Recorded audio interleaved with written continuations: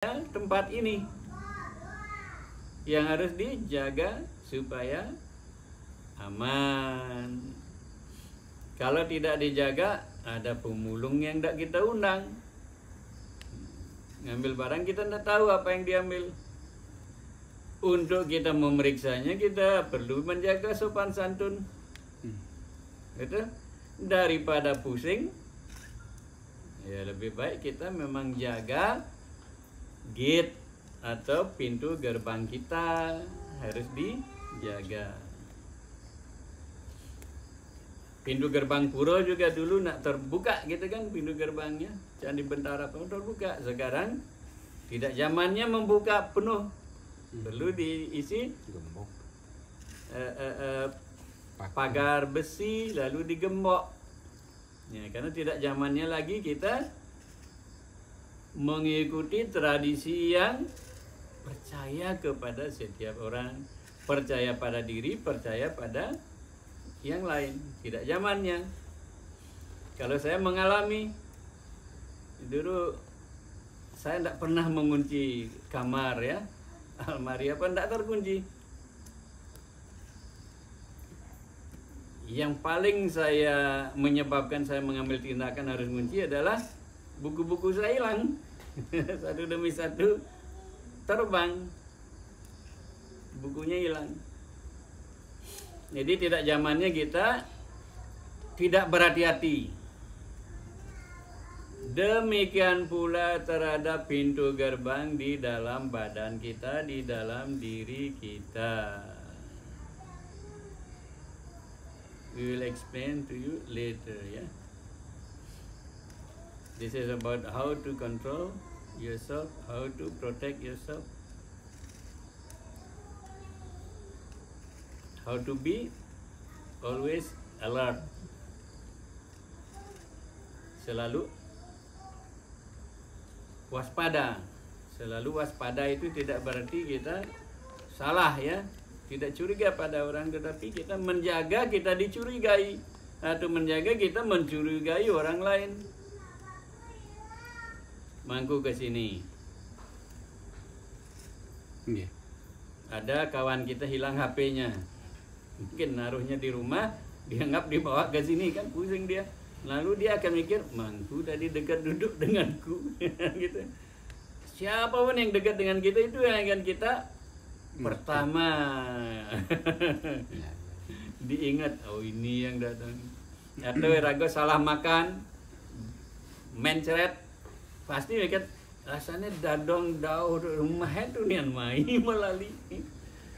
Jadi seperti itu kita akan mencurigai orang terdekat. Nah supaya kita jangan mencurigai orang, jangan kita dicurigai, atau kita biar selamat, perlu menjaga pintu gerbang kita. Demikian juga kalau rumah kita ada satu pintu gerbang, kalau di kamar di diri kita ya, supaya kamar diri kita terjaga dengan baik, supaya tempel diri kita, pura diri kita terjaga dengan baik, supaya widi yang melingih di pura dalam diri kita tidak terganggu.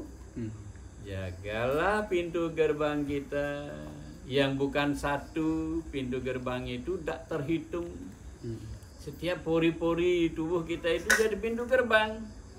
Setiap celah-celah pikiran kita itu menjadi pintu gerbang. Nah, dari seluruh pintu gerbang itu ada 9 pintu gerbang yang namanya Nawa Dwara. Apa namanya? Nawa artinya 9, Dwara artinya pintu. Dari sini disebutkan Sarva dwarani samyamya, sarva seluruh dwarani, pintu gerbang-pintu gerbang. Kalau dwara artinya satu pintu gerbang. Kalau dwarani artinya lebih dari dua. Kalau lebih dari dua sudah dwarani, artinya bisa banyak. Nah, di kata sarwo di sini kita bisa isi nawa dwarani samyamya, 9 pintu gerbang kita.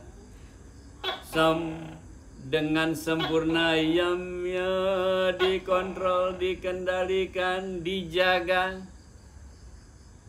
Jadi 9 pintu gerbang kita itu perlu dijaga dengan baik. Sekalanya 9 pintu gerbang kita ini supaya bersih selalu. Harus selalu bersih. Kalau zaman sekarang misalnya satu pintu gerbang kita yang tempat kita buang kotoran besar, tradisi-tradisi yang kita sudah punya, kita beralih ke tradisi yang kelihatannya praktis. Tradisi barat kocap, Western culture. Kita mendengar kata Western culture, ya, kita wow. Lupa kita dengan Eastern culture or your own culture. Lupa kita dengan peradaban leluhur kita.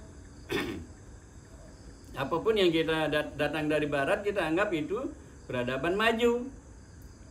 Datangnya orang barat menjajah kita menganggap kita, negara kita, bangsa kita terpelajar karena orang barat. Dulu kita punya sistem pendidikan yang bagus. Gurun-gurun, leluhur kita sangat terpelajar. Leluhur kita pakai kancut, pakai nyaput, bagian atas terbuka, badan badan terbuka tapi nganggo kancut. Dan nganggo alas kaki seperti orang kampung, tapi bukan kampungan, beliau orang terpelajar, undagi luar biasa. Yang bisa melihat tidak terlihat oleh orang bisa dilihat dengan kalkulasi ilmunya, dengan pengetahuan kediatmikannya. Tapi ngancut, kayak orang kampung, tapi bukan orang kampungan. Ya, leluhur kita udah terpelajar, tapi kita terpancing oleh Western culture. Kita lupa bahwa kita punya tradisi pendidikan yang sudah sangat tinggi, sehingga leluhur kita bisa melihat perbintangan tanpa pakai teleskop.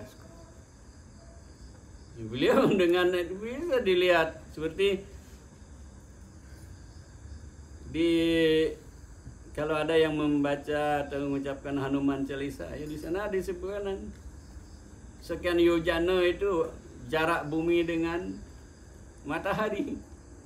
Itu digabung dengan pengetahuan modern yang saintifik, itu ternyata benar segitu jaraknya.